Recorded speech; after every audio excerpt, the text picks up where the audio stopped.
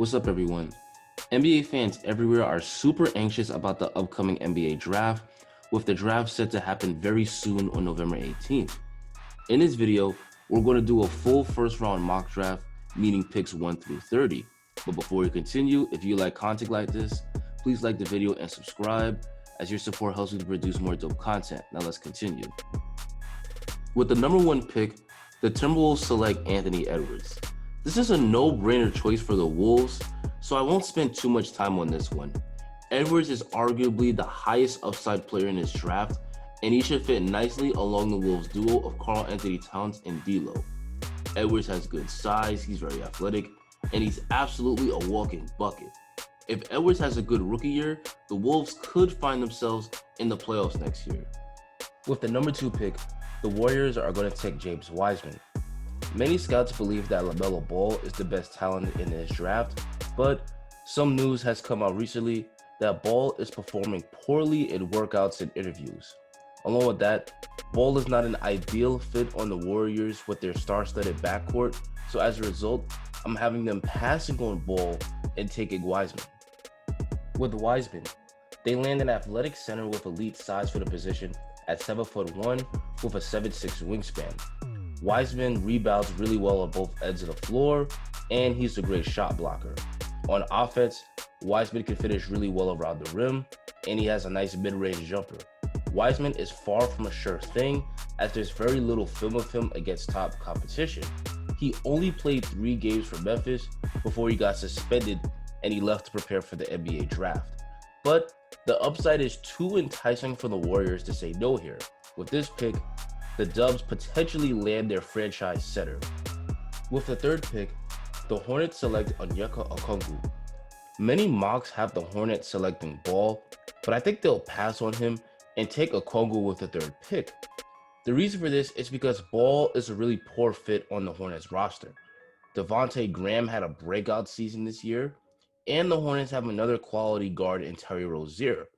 Ball certainly has an all-star upside, but he's too much of a flawed prospect for the Hornets to take him when the Hornets already have established talent at his position. Furthermore, it's been reported that the Hornets are looking to draft a center with their lottery pick. Okongwu is arguably the best defensive big in this draft, having the ability to protect the rim at a high level, along with switching onto guards and forwards. On offense, he's a great finisher around the rim, and he's even shown the ability to score with his back to the basket. Here, the Hornets lock down the franchise center, which should move their rebuild in the right direction. With the number 4 pick, the Bulls select LaMelo Ball. Ball might have performed poorly in interviews and workouts, but he's too much of a talent for the Bulls to pass up here. He's a huge point guard at 6'8", with incredible ball handling and passing skills. He's just what the Bulls need at the point guard spot, as anybody who watches Bulls games knows that this team lacks playmaking. LaVine is a great scorer, but a poor facilitator, and Kobe White is more of a score-first guard. If everyone can stay healthy, the Bulls could finally get back in the playoffs next year. With the number 5 pick, the Cleveland Cavaliers select Obi Toppin. The Cavs will be taking Toppin here for his all-star potential. Toppin is really skilled on the block, as he can score while posting up, and he can also pass out of the post really well. He also has deep range, as he shot 39% from 3 this year for Dayton. Scouts are worried about his defense, which is why I think the best way to hide him on D is to play Toppin at center. That way, he won't have to guard perimeter players, and he can use his long 7'2" wingspan to block shots at the rim. This is a good player for the Cavaliers to add to their rebuild. With the number 6 pick, the Hawks select Dede Avdija. Dede is a high basketball IQ player with a nice all-around game. He's 6'9", allowing him to play both forward positions. He's a very good defender, he's a solid playmaker, he can make plays with the ball in his hands, and he's a capable 3-point shooter. It also helps that he's coming off a year winning EuroLeague MVP and winning the Israel Championship, becoming the youngest player to do so. This is a really nice selection for the Atlanta Hawks. With the number 7 pick, the Pistons select Killian Hayes. With Hayes, the Pistons land a player who could be their franchise point guard. Hayes is an exceptional passer, he's got a really nice handle, He finishes really well, and he's a pretty good defender. He also has the French connection with Sekou Doumbouya. The Pistons are in for a long rebuild going forward, but this draft selection potentially gives them their point guard of the future. With the 8th pick, the Knicks select Kira Lewis Jr. Kira isn't ranked as a top 10 pick on most mocks, but if you look at his game and body of work, it certainly seems he deserves to be so. Kira Lewis Jr. is very fast with the ball in his hand, which allows him to get to the rim at will, where he's a pretty good finisher. He also keeps the defense honest, thanks to the fact that he's a good shooter, as he shot 37% from 3 for Alabama this year. Many members of the Knicks had dinner with Kira recently, so Kira to the Knicks at number 8 certainly seems like a possibility. The Knicks, after many years, finally land their point guard of the future. With the 9th pick, the Wizards select Devin Vassell.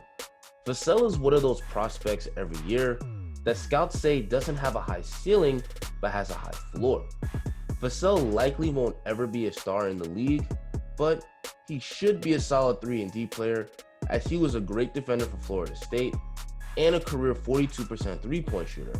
Because of this, Vassell should fit right in as a starter alongside Beal and Wall, where the Wizards will be looking to get back in the playoffs next year. With the 10th pick, the Suns select Tyrese Halliburton.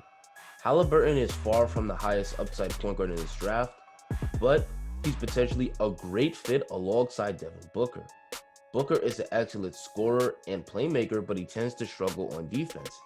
Halliburton is the perfect complement, as he excels on the defensive end, and he has the ability to hit the open 3 at a high clip. Ricky Rubio has been solid, but he's getting up there in years. Here, the Suns finally land their long-term point guard. With the 11th pick, the Spurs select Isaac Okoro. It's time for the Spurs to finally rebuild after 20 straight years of making the playoffs. They need to let both LaMarcus Aldridge and DeRozan go and develop the young guys. Okoro won't be great day one as he lacks a reliable jumper, but he's very athletic, he has good size, and he's an excellent defender. About 10 years ago, the Spurs turned a raw defensive wing named Kawhi Leonard into a star after years of player development. The Spurs will be looking to do the same with Isaac Okoro here. With the 12th pick, the Kings select Aaron Nesmith. With Nesmith, the Kings are getting arguably the best shooter in the draft, as he shot a blistering 52% from 3 on 8 attempts a game this year.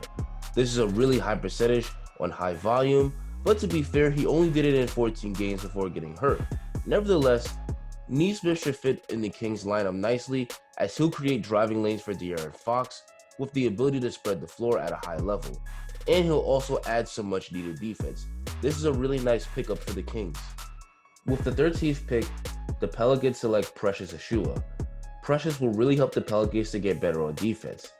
At 6'9" and 235 pounds with a long 7'2" wingspan, he's a rare type of big that not only rebounds and protects the rim at a high level, but can also switch on the perimeter players.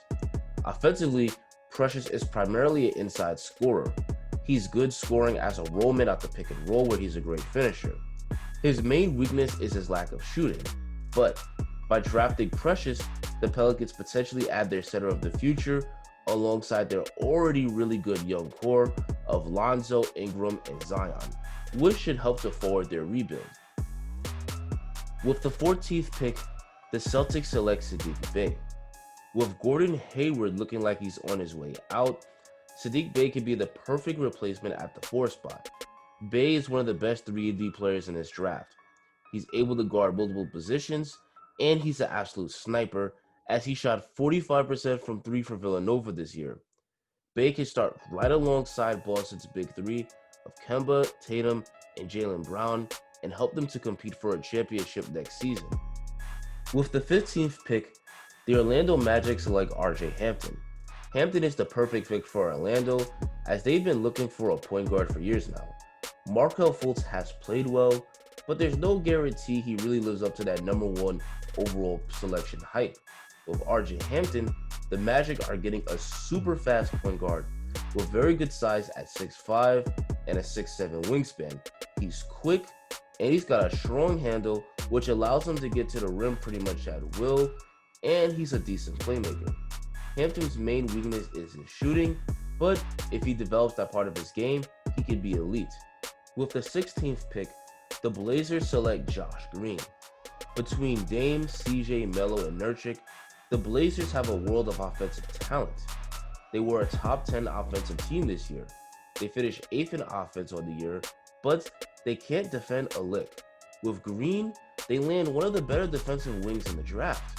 Green has great size at 6'6" with a long 6'10" wingspan, which allows him to effectively guard both the 2 and the 3 positions.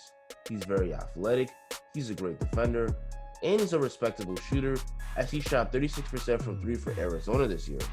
The Blazers definitely will need a plus defender on the wing like Josh Green going into next year. With the 17th pick, the Minnesota Timberwolves select Patrick Williams.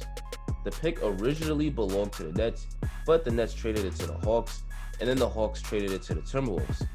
The reason the Wolves make this pick because they desperately need defense as their team only ranked 21st in defensive efficiency this year. Cat and D'Lo are both great offensive players, but we know they're subpar defenders. At 6'8" with a 7-foot wingspan, Patrick Williams could be the perfect complement to them.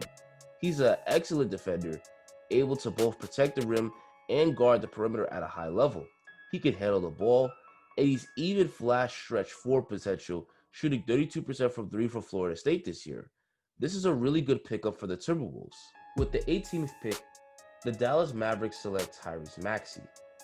Maxey may be undersized at 6'3", but he's a great defender, and thanks to his speed and athleticism, he's a great finisher around the rim. His main weakness is his outside shot, as he only shot 29% from 3, but according to recent reports, he has changed his mechanics and improved his jumper.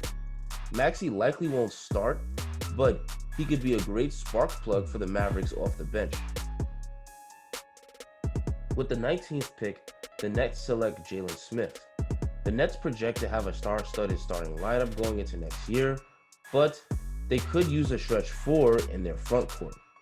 Jalen Smith shot 37% from 3 last year for Maryland. Along with that, Smith is also a really good rebounder and rim protector.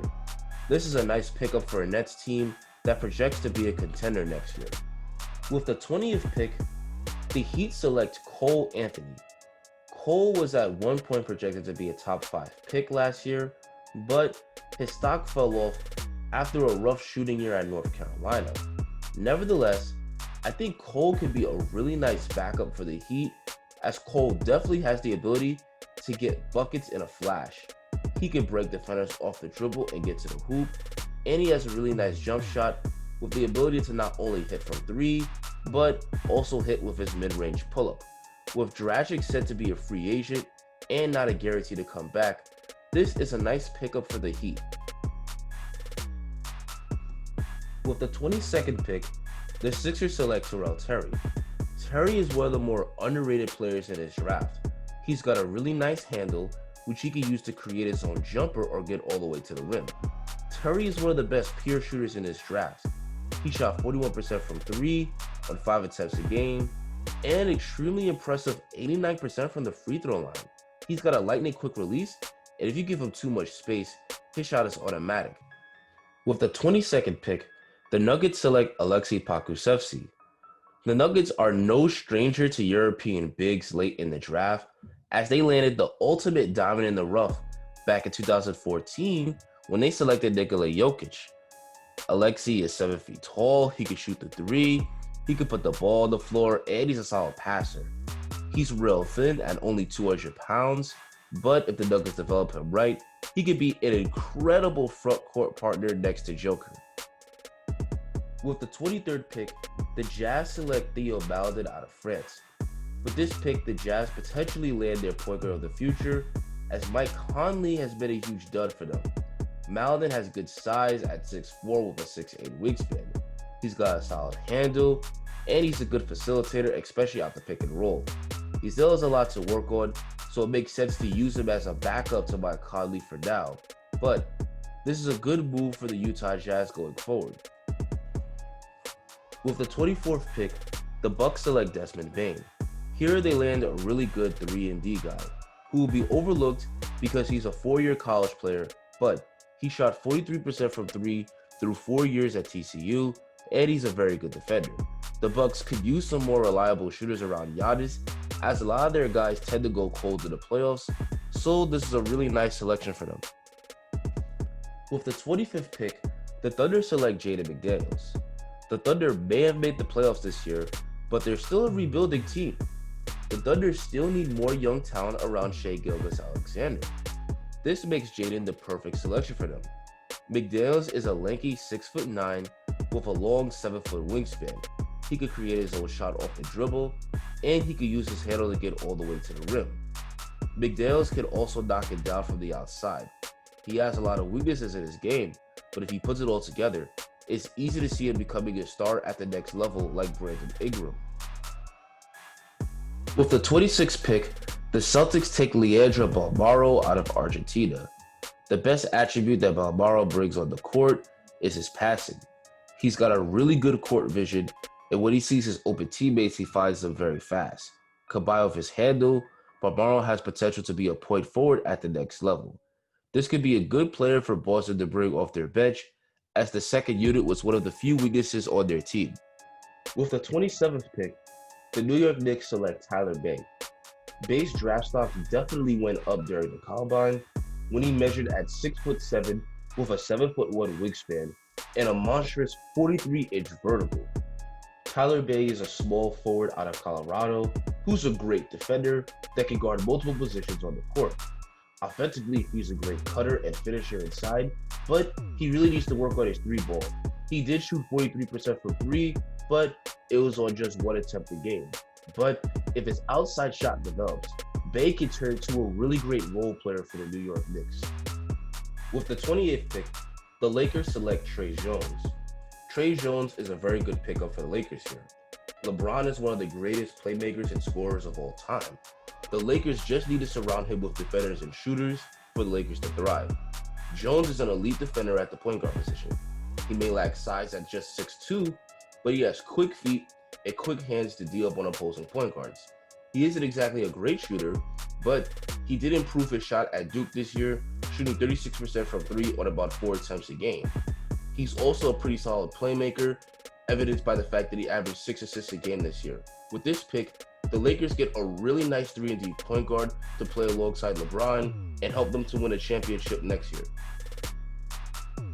With the 29th pick, the Raptors select Zeke Naji. Zeke is a 6'11" center out of Arizona.